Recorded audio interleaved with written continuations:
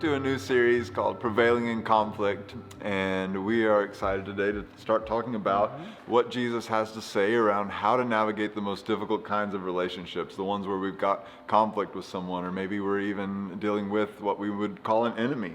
And so over the next few weeks, we'll look at some of the Jesus and Jesus people ways of dealing with that.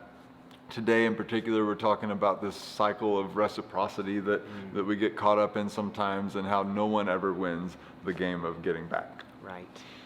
But it seems like there's this internal desire or need sometimes to get even, to get back at somebody who has hurt us or offended us, or whatever the case may be, however they may have done that. It's talking behind our back, or even saying something rude to our face, or trying to get ahead at work by putting us down. Whatever the case may be, there's all sorts of ways we offend one another. There's kind of this perceived need to seek justice in a situation like that. And so the idea of reciprocity is we reciprocate the same kind of treatment that we've received. We want to give back in return. I have these memories of when I was in high school and I'd be mad at somebody, and I'd be standing in front of my bathroom mirror. Maybe I was getting ready for the day or something, and I'm like, I'll show you. You really told them. Yeah, right? I really told them really to the mirror. Them. Just practice what I was going to do, and I didn't usually do it. But and we have all sorts of passive-aggressive ways we even maybe go about this, whether it's talking into the mirror, or of course in social media world, we have ways that we, will rant against somebody, whether we name them specifically in our post or not. But just all of these are ways that we're kind of reciprocating. Again, we're not breaking a cycle of reciprocity. We're entering into it. We're giving more momentum to just these wheels of the way that our world kind of spins.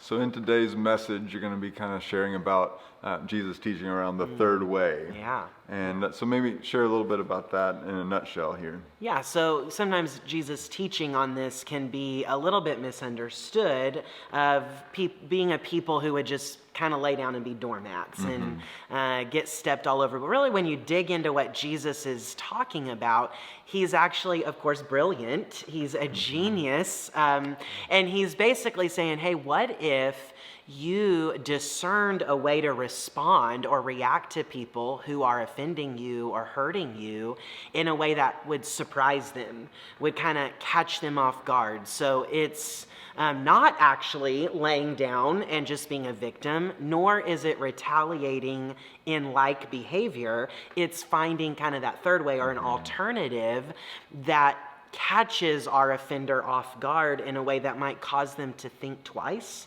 about how they're treating us, because there's a reflection either of kindness or something that causes them to step back and kind of recognize the error of their ways.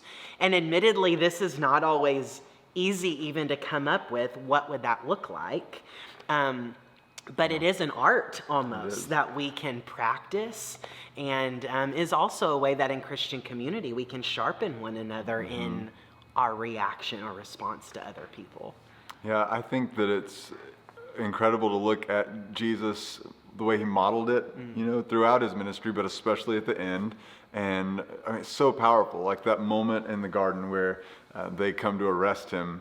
And he's so large and in charge in that moment, but also submitting to what's happening, what's unfolding. Like he totally could have fought and won that moment, and he even references, like, I could call on the hosts of heaven right now, kind of thing, legions of angels. But instead he's like, no, we're not fighting that way.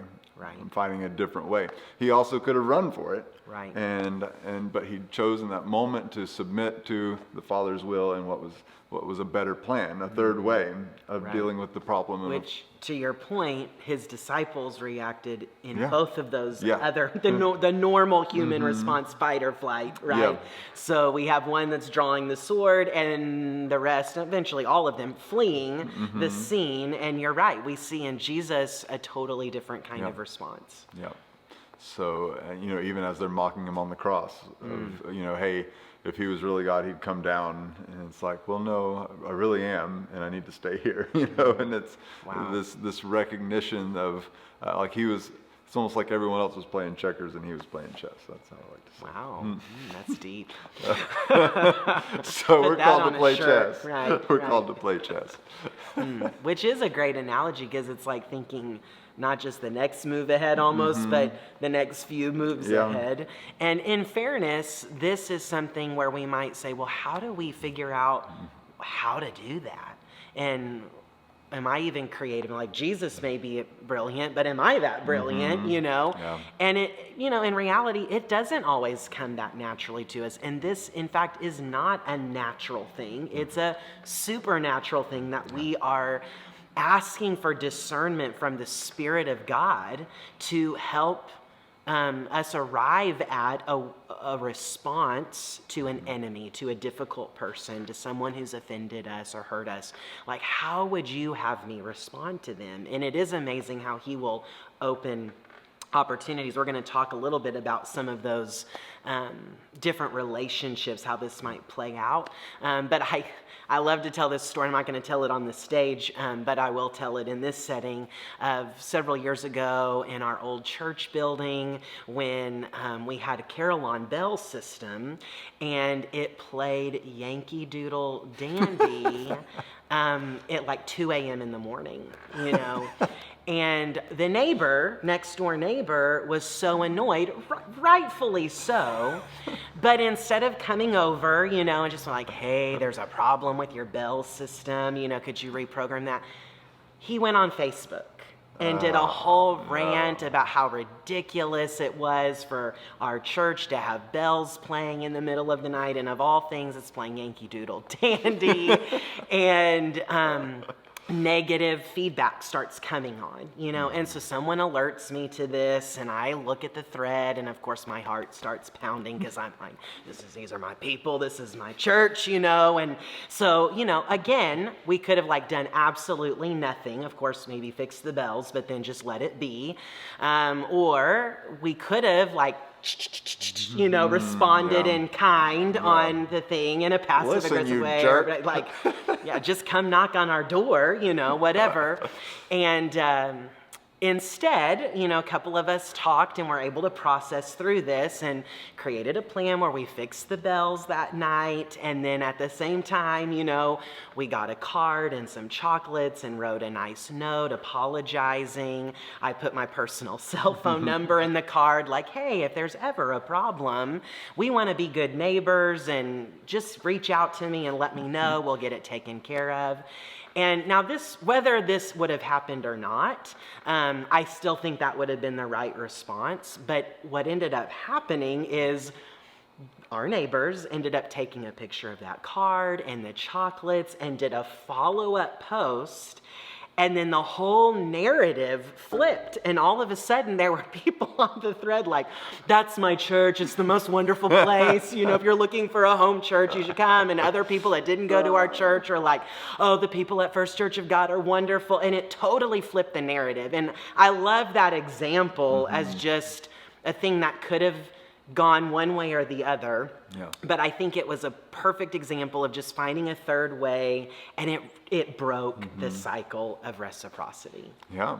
So maybe that's a good example for application as well as, when something like that happens and you find yourself wanting to fight or wanting to run, then, okay, so you stop and you pray, or you talk with wise counsel and you say, okay, what's the third way here? Right. Because I don't want to fight these people. I don't want to run away from it either. So how do I do this in a Jesus sort of way?